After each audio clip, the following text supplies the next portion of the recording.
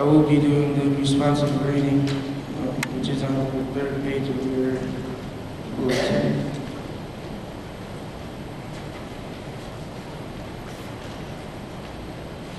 Give ear to my words, O Lord, consider my meditation.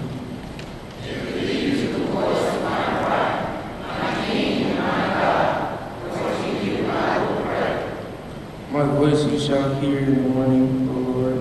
In the morning I will direct you to you, and I will look up. As for me, I will come to your house in the multitude of your mercy. In fear of you, I will worship toward your holy temple.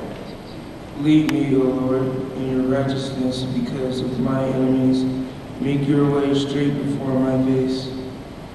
Let all those rejoice with their trust in you. Let them have a shout for joy because you defend them. Let those also who love your name be joyful in you. For you, O Lord, will bless the righteousness forever. You will surround them as a protection.